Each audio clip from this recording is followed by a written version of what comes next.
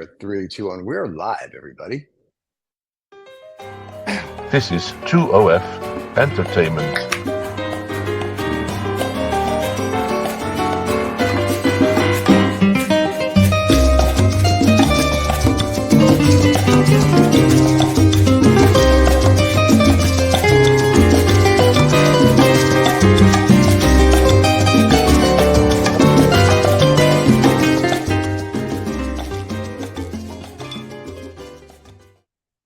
And here we are, everybody. We are live. I am live from New York City, actually. I feel like Saturday Night Live all of a sudden.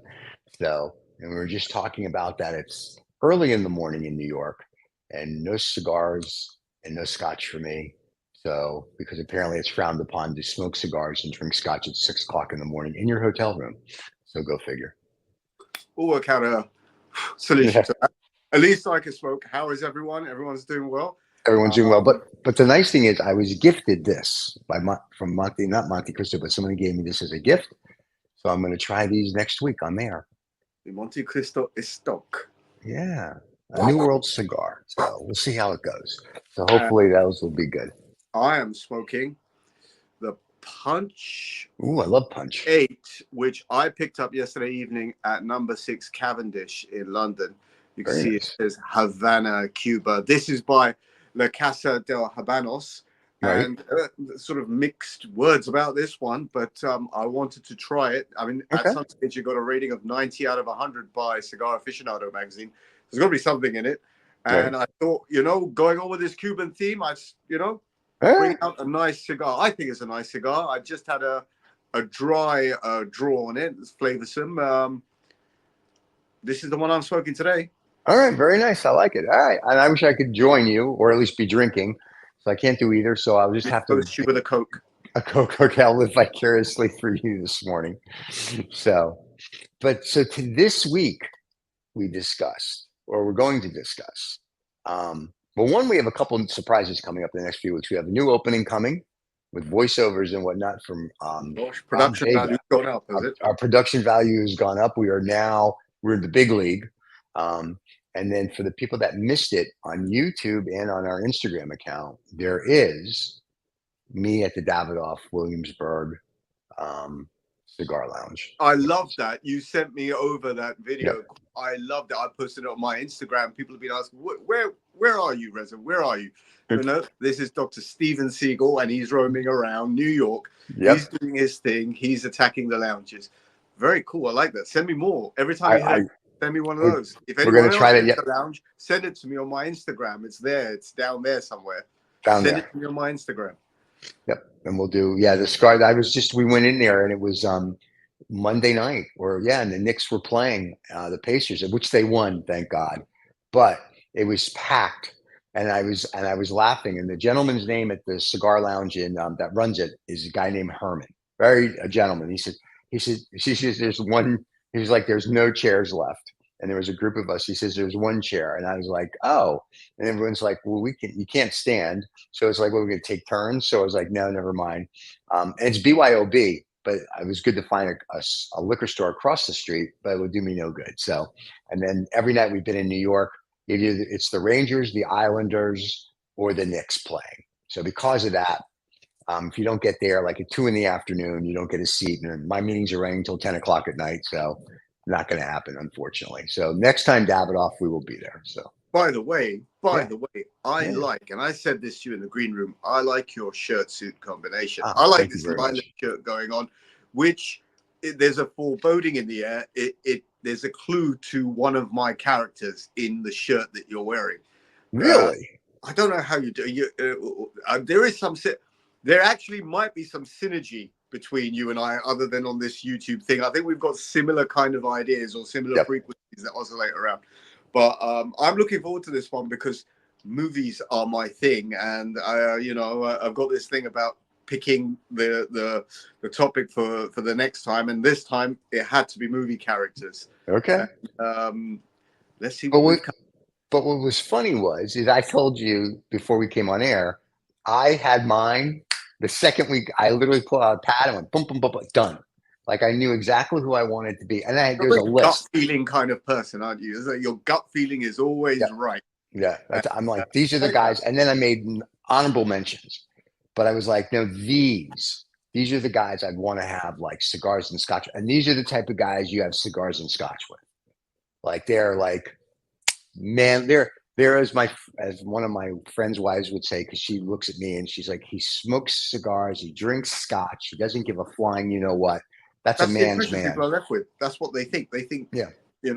that's all we're doing. But Right. there is Well, I mean, method sure, behind it. sure, I've seen the national anthem at cockfights, and that's how I make a living. But I mean, still those people that know what one of those were back in the old days. But so yeah, so it was like I picked men, like that we're at dinner with. They have no savoir faire. They have no etiquette. They're just going to drink with us and smoke with us. So no one's showing up in like a tuxedo. They're all going to be like, these are our boys. Until that moment you said the tuxedo, Yeah. I was with you all the way. I have picked men. And in fact, I'm already going to give you a suggestion for next week, a suggestion. Sure. I have gone and picked 3 male characters. Yeah. So next week, Female. I think it should be 3 top female characters from the movies, in my opinion. But we can have a play around with that idea. Oh no, I already, my mind's already going down that path. I know exactly what I'm going to pick. All right, so here we go. Number 1, the drum roll. And build it up. Give us a clue first. So 2 of these guys that we're going to mention were in World War II movies. So we have 2 gentlemen that were in World War II movies. Now my problem is that I don't know who I want to pick first, but this one guy that I'm going to mention, he's my pick twice because he played 2 characters that I like. But caveat in here, we are picking characters rather than the actors. Correct. But this actor played 2 of the characters that I like. Go for it. All right. So the first one, I'm going to do, it's a toughie. All right. Steve McQueen is Captain Hilt in The Great Escape. I mean, you know what? What a great choice. What a great choice. I suspect you are a closet Steve McQueen.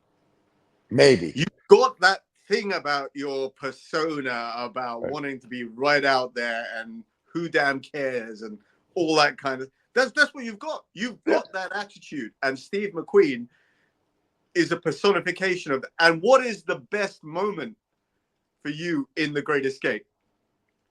It is for that character. There's several actually, but one of the best was when he got tangled in the bob wire and the motorcycle jump, and the Germans are surrounding him, and he just kind of gives him that smirk, like "screw you."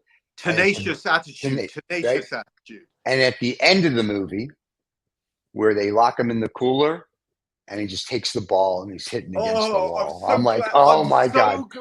I'm so glad you said that, because when I think of Steve McQueen, my mind goes straight to The Great Escape and him hitting the baseball against the wall and that's it. Nothing, not the motorbike scene, not anything else. It's just the baseball glove and the ball sitting there, ting, ting, ting. But the last time he did it, not the first where he steals the guy's key. Yeah, the last time. But the very last time is sort of that FU to them. Yeah. And it's like, I like to put the smirk on his face after he gets tangled in the barbed wire. I'm like, oh, that's just exquisite. So I was like, so Steve McQueen in The Great Escape as Captain Hilt was like, that's the guy. Like he would be fun. And he smoked cigars in that movie. So I'm like, there you go. Guy you want to drink with. Yeah, that's really very cool. You started with coolness there. You gotta look at the, And you saw what I was wearing yesterday, because I actually sent you a picture. My little British banking suit there. So you had your British banking with the pinstripe on it. The pinstripe and the pocket square and the whole 9 yards. Yeah. I actually know how to dress. I actually do dress when I have to dress up like an adult. And then in 6 a.m. when we do the show, I just wear my my Mandarin collar jacket. You were doing a bit of a New York Kirby Allison there. Oh yes, in my opinion, New York version of Kirby Allison. Yes, and Kirby. I didn't realize this. Kirby lives in Austin, Texas.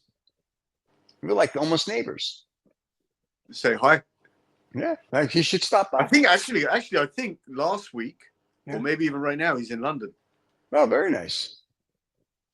So, very nice. So, can I respond to Oh, your king of cool?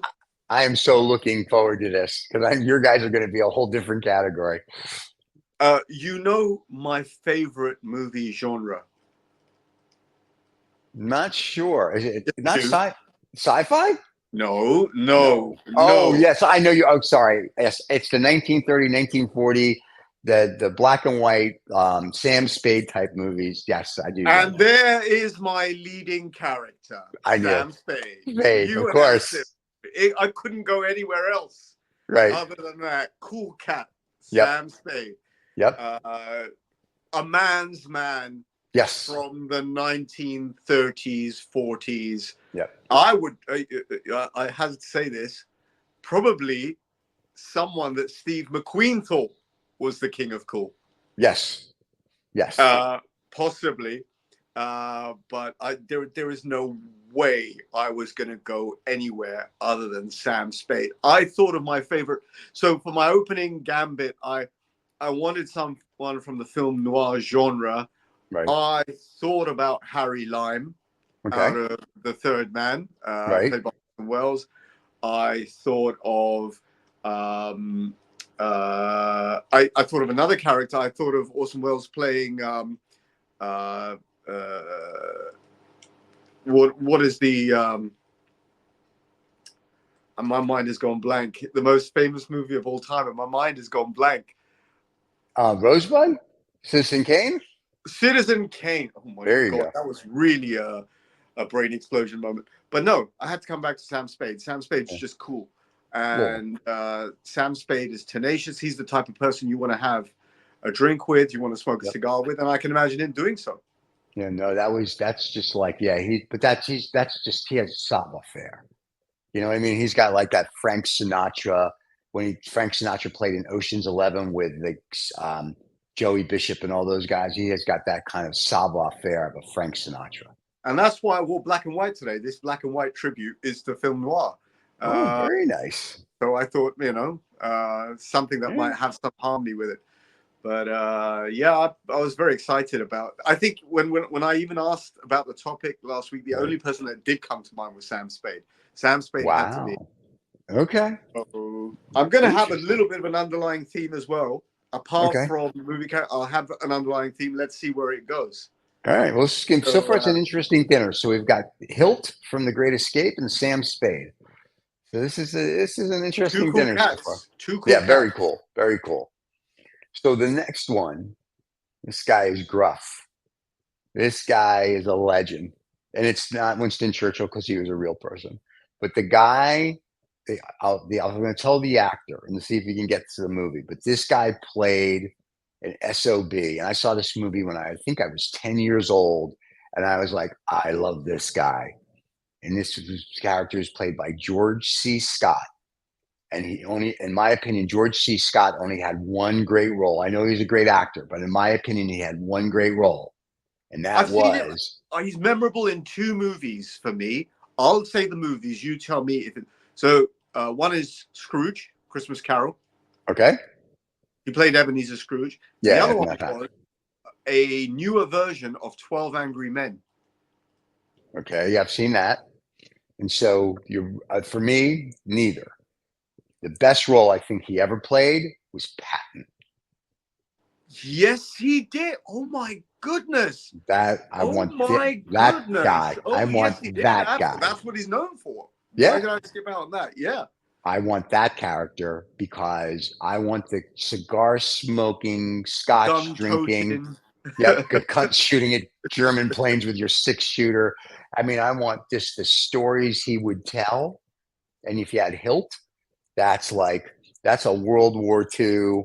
And Sam Spade, are you kidding? You'd never get a word in edgewise. We just sit there in awe of them. And especially, I've read Patton's biography. And so I think, but George C. Scott Patton is just like, and the dog, it'd be a beauty. That'd be like, that's a whole day. Of that character, he absolutely played it.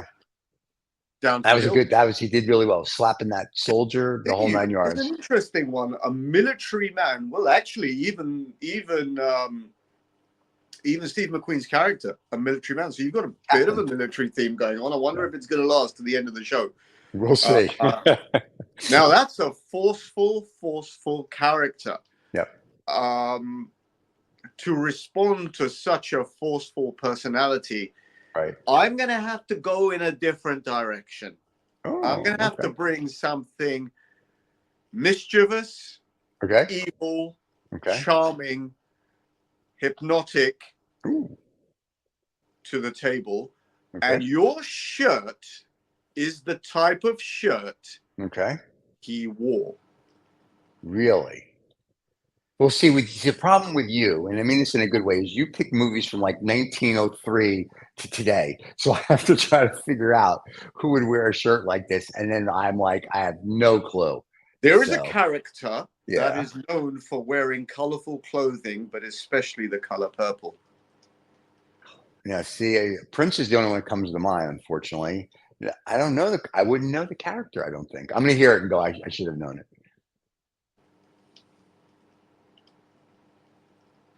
The Joker. Jack Nicholson. Yeah, well that's the Joker. Yes, Jack Nicholson's Joker is, that would be a beauty. 1989 Batman. Yep. And Jack Nicholson in his beautiful suits that were all made on Savile Row for Jack Nicholson.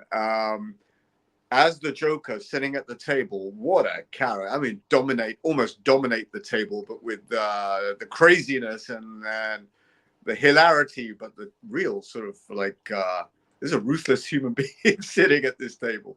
Oh, I like that. I haven't seen Joker smoking a cigar, but I could easily smoke a cigar with Jack Nicholson as the Joker. I think he might have smoked a cigar. Well, Jack Nicholson's a cigar smoker, but I know he's a cigar smoker and a Scotch drinker. In fact, I'm sure if we were at his house right now at 6 a.m, we'd be having Scotch and cigars, and it would be just like, breakfast, like at my house. So I just noticed you're wearing what the youngsters would call a sick watch. Yes, I have a sick watch. I have several. You have a sick watch, and you're the type of person that won't show it off. But I'll say to you, that's a sick watch. Thank you. Thank you. Like, comment, and subscribe. Everyone ask him what he's wearing. There you go. And if we get enough, maybe we'll do one show on the watches. Maybe you'll have one on each hand. It's funny. I have 5, as the sick kids watches. say, 5 sick watches, right?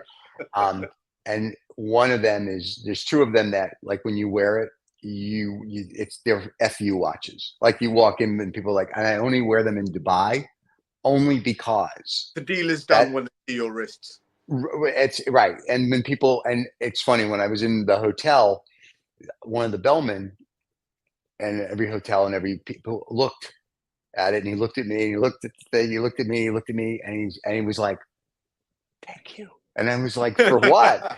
And he says, I've never seen one of those in person. And I said, oh, thank you. I realized what he was doing. I said, well, I did whatever. And the whole elevator ride, I go, do you want to, like, I lifted him. I goes, no. You just let me just enjoy.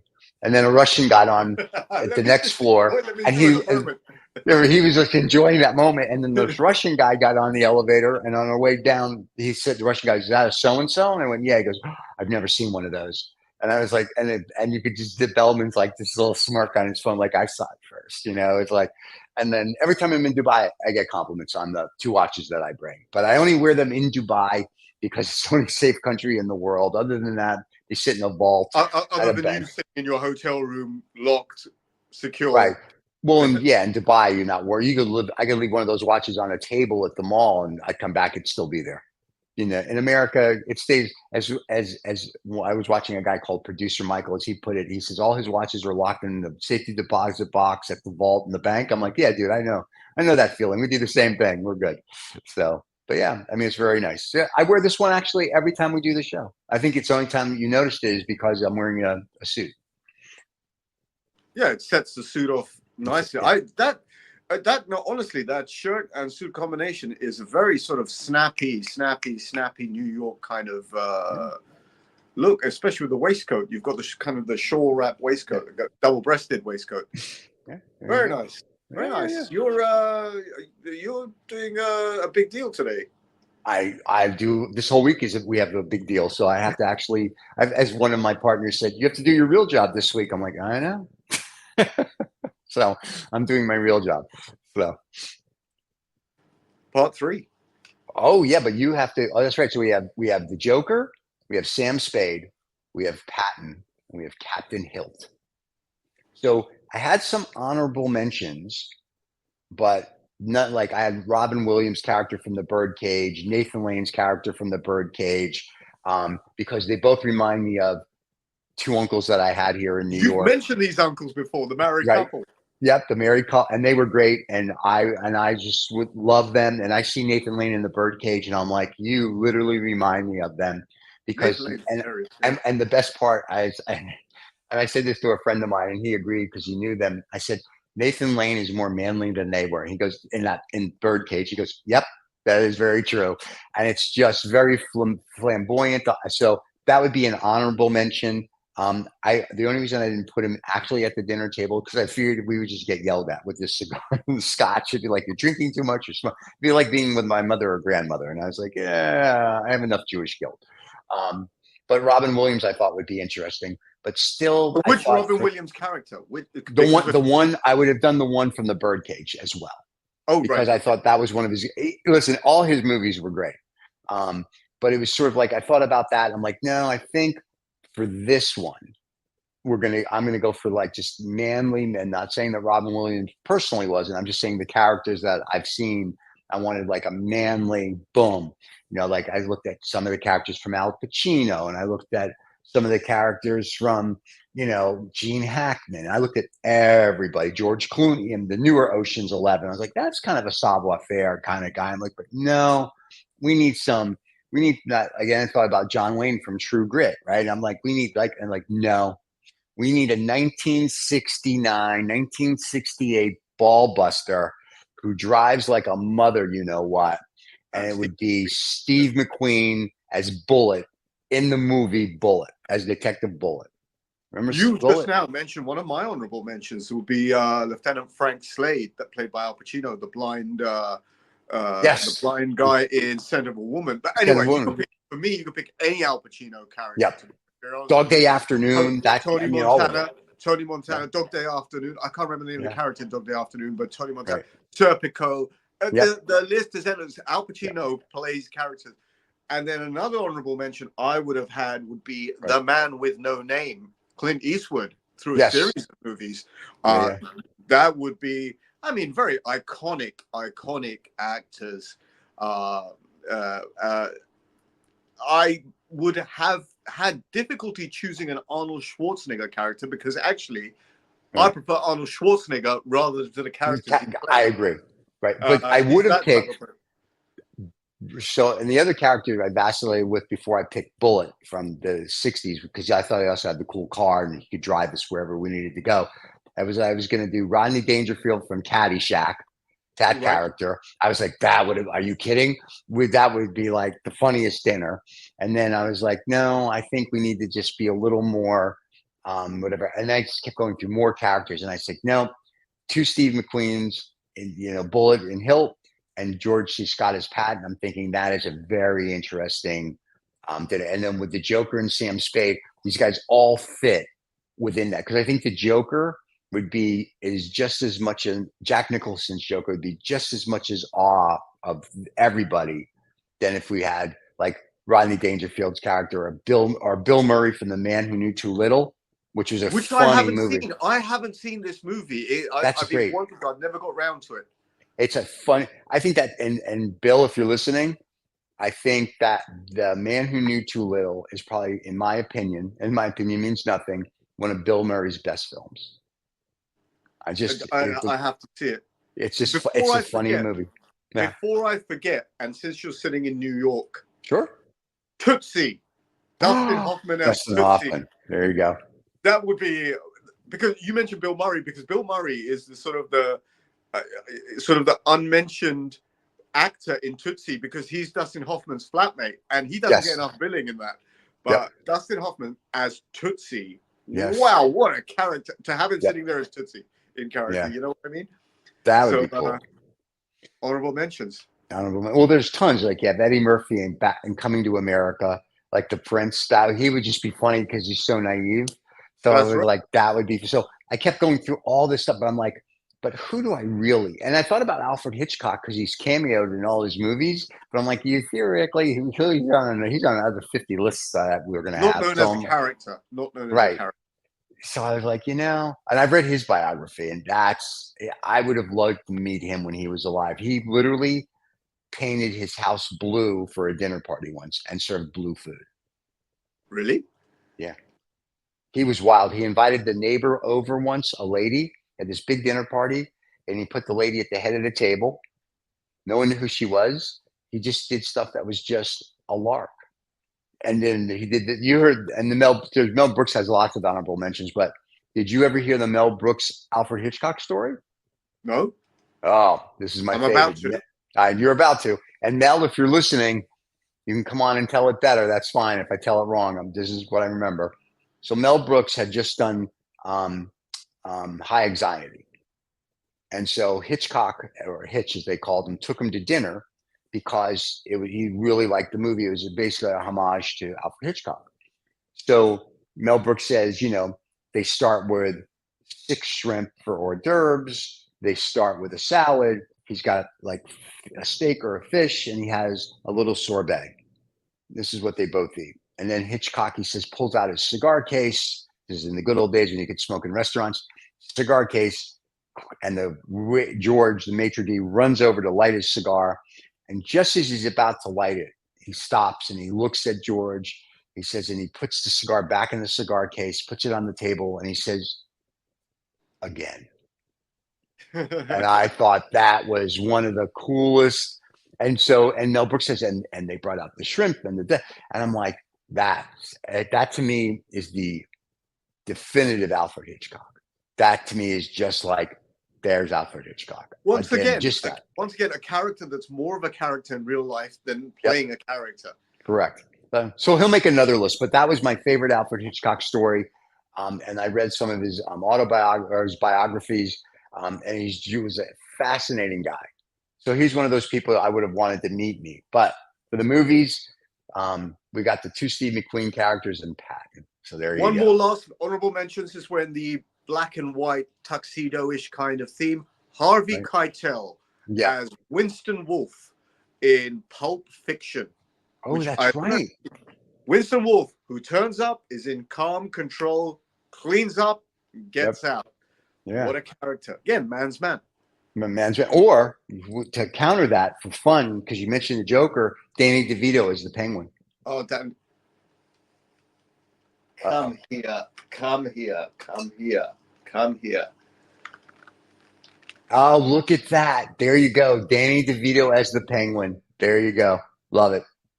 That one was hard to get hold of, but I have it. I don't collect dolls or anything like that, but well, whatever you have to tell yourself to get through the day. I understand. There's a bit of a Batman villain thing going on here. Joker, Penguin. All right. Very cool. Scarecrow, etc., etc., etc. Anyway, that was there was an appearance you mentioned, and he turned up. Wow, I wish we could do that with a lot of people. All right, well, who's your third? Because this will be interesting. Who's your third? Who's your third? My third was Bullet. Steve McQueen, the character Bullet from the movie Bullet. Steve McQueen, the character. Okay. I thought that was an honorable mention. No, that was. I figured I like that character, so I was like, that's what I said. So I said there was an actor who's playing coming twice because he's coming as Hilton, he's going to come as Bullet because he drove that 1968 Mustang. The driving scene, that's a man's man. Once again, in verdant green. That Bullet car. Gorgeous car. So, in order to round this off for my third guest, the underlying theme I had was old world charm, charisma, masculinity, the odd tuxedo, the odd suit thrown in, but in a way where they are just background. They're not the opening. They're not the opening features of these characters. These characters hold their own. Right. I had to finish on Brando. Which one? And I had to finish on the Brando that I identified the most with, Okay. Don Vito Corleone. Oh yeah. And I thought that the three guests that I've invited would have some synergy in terms of how classy they are, how mysterious they are, how deadly they could be. Yeah. You have the concept of the femme fatale. So this is the man, the fatal man, The not fatal the man. femme fatale, the fatal man who's Yes. there, who's more than anything is charming, but Yes. deadly. And all three of them in their own time, in their own way, could have played James Bond, to be very honest with you, coming back to James Bond theme, in different ways. Yes. Jack You know, Nicholson played a Bond. yeah, I think so. You know who another good Brando movie was? The Freshman. He played with Matthew Broderick. Well, he played the same character. He played Vito Corleone, but a Yeah. funnier version of Vito Corleone. But that deserves. That would be the Marlon Brando I would invite, because it's just there's an element of humor going on in there. yeah. Instead of the guy who's going to look at me and go, "I'm going to kill you now." So And he breaks the walnuts with his hand. yes, Christ. right. Well, that's a very New Yorky movie. You've got a New York flavor going on there. I know, right? So it's very cool. So yeah, this is an interesting dinner. Then you got, if you will, you have Patton, Bullet, Hilt. You've got the Joker. You've got Sam Spade, and you've got the Godfather. Vito Corleone. Yes, which is the Godfather. So I think, again, there is synergy in all six guests in one way or another. Again, it belies our age and the kind of movie characters we picked. I don't think we picked anyone from the 90s or whatever. No. I think the Joker from 1989 is possibly the most recent character. And that's what? Yes. Almost coming up to 40 years ago, 35 years ago, certainly. We did give honorable mention to George Clooney in Ocean's 11, because we talked about Frank Sinatra in Ocean's 11. So that was like, but I said, it's just, he's an interesting character, but it's not, how do I put it? He's got a little bit of savoir-faire, but he doesn't have the savoir-faire that I would want at dinner. I think he will age quite well. In 20, 30 years' time, people look back and say that was really, really old school, even though it's at this moment still new school. Right. So, in fact, I was getting my shoes shined yesterday. I almost videoed this for you. There's a guy, we're sitting next to each other, because, we were all brought up here in New York that your shoes have to shine. And the guy who did the shining at the hotel, my shoes, I have to like cover them when I go outside, because I can bring down an airplane. That's how shiny this guy made these shoes, which you could see actually in the picture that I sent you. And what's fascinating, I'm sitting next to a guy when we started to talk about clothing and shoes and old school. And I was laughing because I was thinking about our show today and the dinner guests and whatnot. And then we started to talk about stays in our shirts. And then we started to talk about why the kids don't shine their shoes, and it became this very interesting dialogue. And I was like, wow. I said, I was brought up right, apparently. And this guy was like 20 years older than I am. And he was like remembering the day, but he says, he still works. He's, I think, an attorney, and he still comes in and gets his shoes shined every day on the way to work. And I'm like, that's old school. That's what I used to do. You always get your shoes. Got to have shiny shoes. I have a nub of an idea based on what you just said. Yeah. It's one of those. Next week. To write this down. Forget the female. Forget the women? Well, let's not forget the women. Because actually, a dinner party is not a dinner party with charming, good-looking, to be very honest with you. That's true. But you've given me a good idea. Okay. How about we go for the best dressed people we consider for a dinner party? Dandies, people with style, could be, real people, contemporary, or from a Bible. People who had real style. And not just in their character, but the way they dressed. Right. And I would like to, just for one dinner gathering, chat sartorial elegance. Ooh. We may have to invite Kirby now to dinner.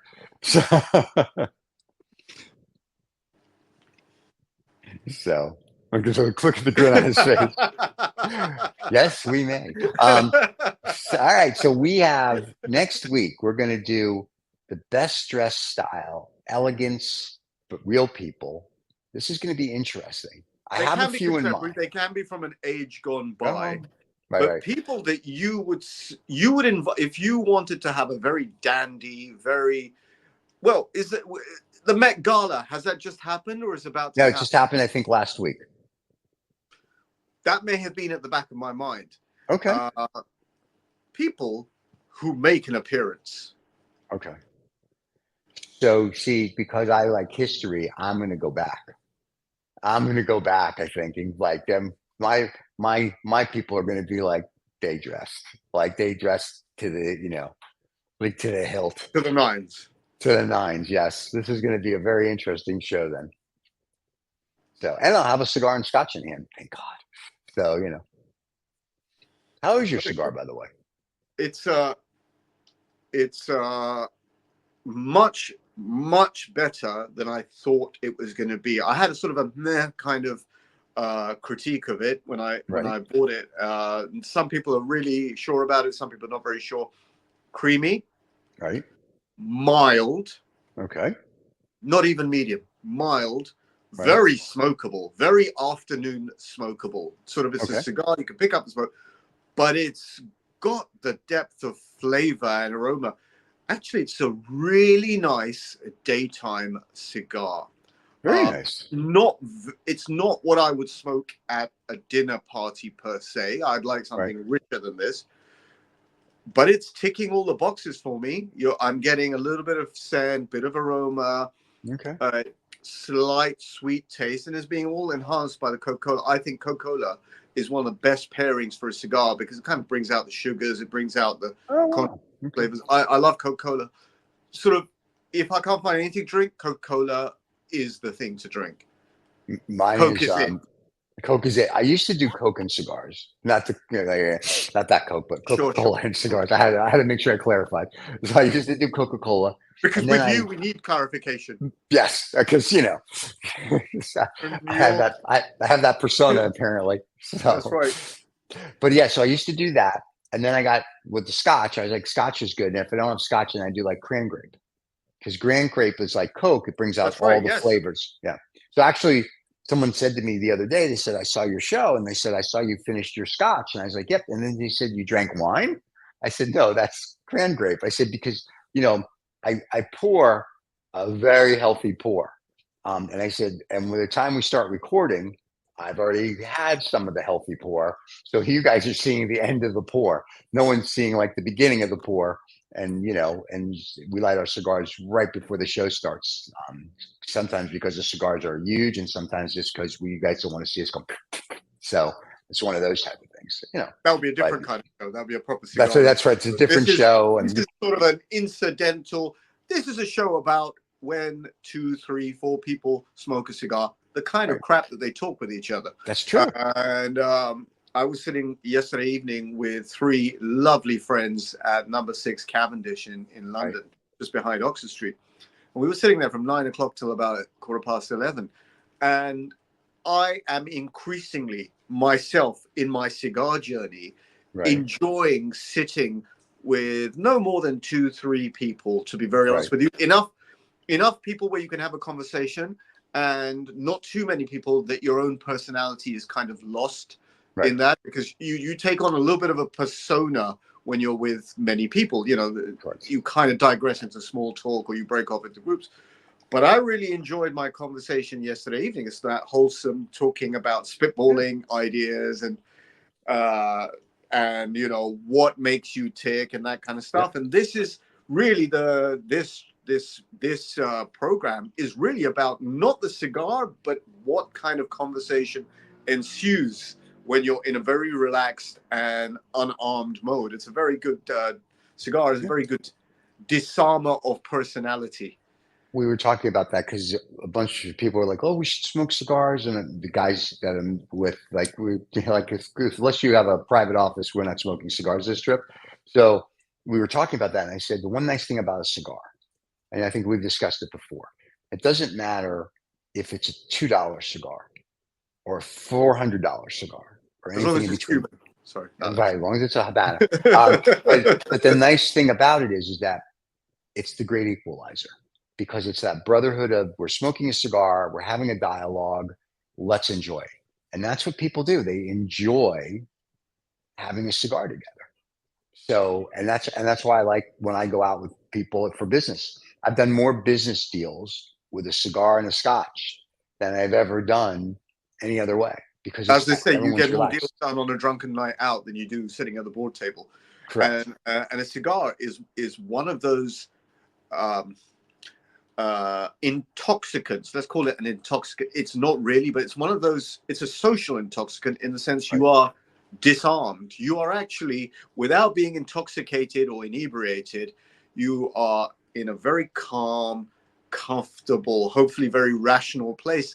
You're forced to kind of sit back in your chair, look upwards, blow smoke, and in that moment, the truths that come out of people's mouths are much more telling than when they're armed and ready, suit on, at a board meeting, pen in hand. Right. That's a different level of brutality. But I guess the best deals, the best conversation, even and with nothing really to gain, happens when you're having a nice cigar, having a nice drink with the right person or right people. There you go. That is it. And I know that I've been smoking this cigar in front of you, and wherever you are, it's morning in New York, and you're itching at some stage, itching to light up. Yes. I think it's going to be an early one for you. I think around lunchtime, you're going to find a place to go sit outside and light up and blow I've already smoke. told everybody we have a 1:00 lunch, and I was like, "Listen, what time do we have to be back for this thing?" And I'm like, "That we could go to that." I'm just saying, it's an hour. No one's gonna miss us. So yeah, so we're contemplating. If we do, I will. You'll get video of that, I'm sure. But yeah, no, I like the way we do the show, just for the people that are in, because it's is basically like you said. It's just two guys speaking, so it's like you guys are with us. And we don't do it live. We do a recording and then we put it out. But at some point, we may do it live and people can join in. Look at that. Oh, that's a beauty. And that's Nice. the it's upside down. That's the La Casa del Habanos Cuba band that they put on the cigars that only La Casa del Habanos can retail. Oh, very nice. They're special editions. Oh, excuse me. So I didn't realize. Special editions. Get over So, here. Get over to London. We're going to smoke these. I said I have to come to London, and everyone's like, "How long are you going to be gone?" I was like, "That's a good question." It's like it could be like a week or two, or a month, or so it'll be a while. When you're here, virtually every evening we're going to have a sit down with Cubans. Oh, I know that, and then we may even have some cigars. So I'm excited about that. So but no, I think, well, it is one of these trips that we'll plan. I'm looking at my calendar to see when I can come across. But unlike Kirby, we won't be going to the Davidoff Lounge because we won't be invited. So we will be going to the other lounges that you go to, and then we may. Invited. We gate crash. We go where we want to go. The customer is always right. Well, here's the best part with Davidoff of London. They have a channel, and we have more subscribers and views on our channel than they get. So I'm just saying. So, hey, Eddie, you're going to invite us in. Just saying, but I do like, I watch this. There's that New York street fight in you. There it is. Yep. There it is. It's rearing its head. Yeah. And I don't know how many Kirby has. I have to look at Kirby's next time, just out of curiosity. But we're going to after. He's an American, so I have to go after someone American. I'll go after Kirby. The Kirby, I will say this: I've seen his channel. I like his channel. I do like. He's more, and I mean this. No disrespect, Kirby. If you hear this, don't get your your feathers in an uproar. He's very much like when we did No Snobs or Knobs. He's very much a dandy. He's very prim and proper, very this, very low, very much a dandy, not like we are, which is like kicking the door, go forward, we're in the room. So, but he's an interesting person. Literally, each their own. In cigar smoking circles, perhaps for non-cigar smokers, the perception is that the cigar smoking world is a certain way, that you have to be a certain type of person. And if you're in the cigar smoking world at any great length of time, you'll find that there is a whole spectrum of people, from total knobs to people to blue collar workers, Yep. people who like to have a cigar with their football game or whatever. There are people. There's a whole gradient in the middle. There's people like you. There's people like me. Right. But at the end of the day, it's how you find your pleasure. There are some people who get drunk on wine, and there are some people who have one glass just to sample the taste and the aroma, Yep. and you get the whole mix. And Yeah. also the same people change from time to time. They become a Right. bit more serious, or they become a bit more chilled out. You get the whole Yeah. range. It's a Yeah. very vibrant demographic that smokes cigars. And Yes. Kirby, for example, you mentioned Kirby. Yeah. Kirby has found a demographic that aspires to being a certain way, and sort of Yes. a certain type of way of dressing and Yep. smoking and eating, and that's a demographic, and that's a really cool thing. Yeah, and we are the, and I mean this in a good way. We're almost like we want everyone to be able to watch and enjoy, and we're not really saying like we just, as I told someone, this is the only show on our channel that I dress for, right? Every time it's either polo shirt or a t-shirt because Cheers to you. cheers, thank you. But this is a dinner show. This is a Scotch and cigar. We're having dinner type of thing, and this is how we dress for dinner, and that's it. So when I'm home, so to speak, I have my Mandarin jacket on and I'm very comfortable. New York, different vibe. So it's like New York, I We have to dress New refuse York. to be uncomfortable. That is true. We refuse to be uncomfortable. Even if you're Yeah. going to dress up and look nice, you want to be, you Comfortable. want your clothes and you want your demeanor to fit your Yes. feeling. Yes. And I like dressing up. I like putting clothes on, so to speak. I think I think clothes to an extent make the man. I mean, I make myself, but when I walk into a room dressed to the nines, people look and I'm like, and that's how it should be. As So, Tom Ford says, and I'm paraphrasing, dress the way you want to be where you're going, as opposed to where you are right now. So correct. Yeah, you I always didn't get dress it good. right, but you got the flavor. Yeah, I got the flip. Very nice. I like it. This was a good show. I enjoyed it. So, and next week we have some other surprises. I think we're doing a segment where we're going to have, I guess it'll be a little blurb on Wednesdays. We're going to do in a fortnight. For the people in America, you can look that up, what a fortnight is. But we're going to do a blurb where you and I are watching cigar shows and commenting on it. You know what we're going to be doing? I know what we're going to be doing. I know what was at the back of my mind when I had this conversation. I want to be Beavis and Butthead with you, and I just want to. Honestly, I just want to giggle. Okay. Okay. That kind of thing. Okay. I don't mean taking the piss, if I can use such eloquent English. I don't mean Sure. that. I just mean shooting the breeze, enjoying as an audience member other people's content on Cigar Smoke. Yeah, I'm looking forward to that. And David, who some of you may or may not know, he may make an appearance because he's actually going to be in the background, actually doing things on that show. So he may pop in every now and then and say hello. But he doesn't. We'll have to smoke 2 cigars for him. But yeah, so I'm looking forward to that in a fortnight. That'll be kind of fun. We'll be actually recording it next week. You just have to work out whether you're Beavis or Butthead. Butthead, Which one? It just depends if I want to speak English or not. So I've got to figure out if how I'm going to play that one off. And that'll be interesting because that means when we record the shows, that's a 2 cigar show. So this is beauty, which will need more Scotch. That's even more exciting. Oh, this is going to be Wednesdays are going to be great where I live. So I suggest, especially when we come onto the reaction show where we're reacting, we come onto the show at least a drink down. We're going to do it after this. We tape this show. So we're going to feel no pain when we do that show. And so I don't know. I'll have to get like a short little, like yellow Busto for that show. So this will be fun. I'll look forward to that. Corona. Yeah, there you go. It'll be nice. The fans will enjoy that, I'm sure. That's going to be the show where the fans are going to be like, can you guys do that one live? And we'll be like, yes, and we'll rebroadcast it right after. So it'll be very good.